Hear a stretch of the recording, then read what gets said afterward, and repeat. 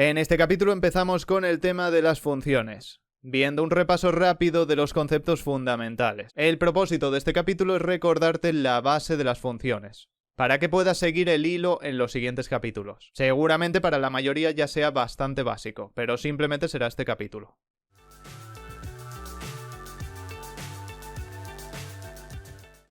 Una función es un bloque de código que se ejecuta al ser llamado.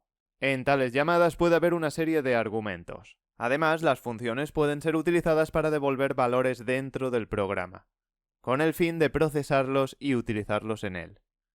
Las funciones se declaran con la palabra reservada def. Les damos un nombre y entre sus paréntesis ponemos opcionalmente el número de parámetros que queramos. Puede ser 0, 1 o los que necesitemos. Después de los dos puntos intentaremos un bloque con el código de la función. Y finalmente, como última instrucción, podemos poner la expresión de retorno con la palabra return. Esta expresión, al igual que los parámetros, también es opcional. Si no quieres devolver valores, no la tienes que utilizar. En pantalla tienes una función de lo más simple. Ahora, si no la llamas, no va a tener ningún efecto. Aunque ejecutes el programa, esto no hace nada. Para ejecutar su código, llamamos a la función con su nombre y unos paréntesis.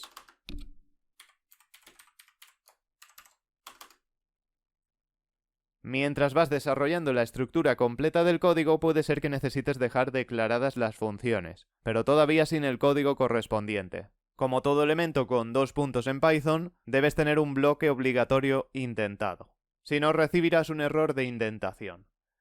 En estos casos se utiliza la palabra reservada pass. O bien le puedes añadir un comentario de tipo docstring.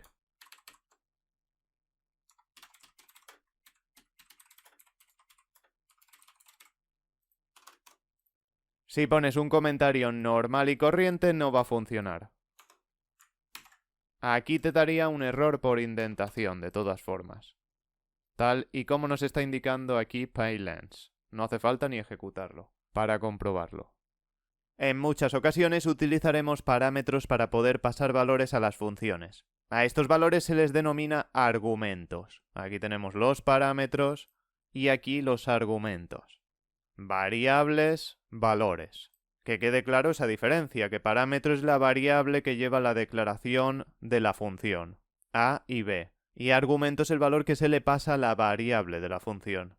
En este ejemplo, 10 y 56. Ahora, si intentas utilizar el resultado de la suma en tu programa, no lo vas a conseguir, ya que está diseñada solo para imprimir valores en la consola. Solo hace esto. Entonces, supongamos que intentamos almacenar esto en una variable llamada resultado. Y luego intentamos imprimir el valor.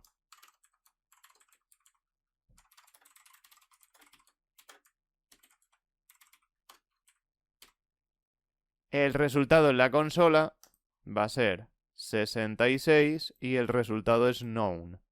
Aquí estamos recibiendo un known, que se almacena con esto.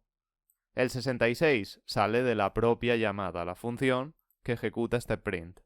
Pero realmente no estamos obteniendo lo que queremos, que es manejar en esta variable el resultado. Para ello necesitamos devolver valores, no imprimirlos. Y en este caso utilizaremos return. Pues sustituimos este print por ese return. Así. Y ya podemos devolver esos valores. Ahora sí, no tenemos ningún resultado known. Pero la función ya no sirve para imprimir valores, sino para devolverlos. Si quieres que haga ambas cosas, en este caso no sería muy útil, pero se puede hacer. Simplemente pon un print o los que necesites antes del return. El return recuerda la última instrucción, ya que finaliza la función. Y en este caso, pues funciona como una función que imprime valores aquí y también los devuelve. Llegados a este punto en el curso, todos tenéis que saber todo lo que he explicado aquí. Pero espero que esto os sirva como repaso rápido por si tenéis alguna duda a partir de los siguientes capítulos. Más que nada lo he hecho por eso. Espero que te haya gustado este capítulo. Si es así, apóyalo como puedas para que siga subiendo mucho más contenido. Nos vemos muy pronto con el siguiente capítulo. ¡Hasta la próxima!